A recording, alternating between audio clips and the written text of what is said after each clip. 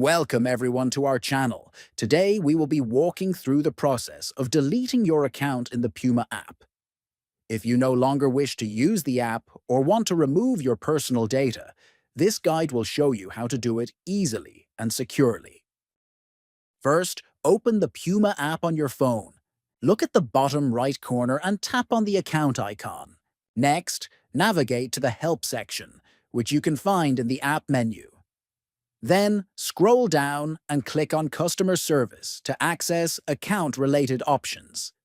After that, select Delete Account from the list of available actions. You will be asked to confirm your decision.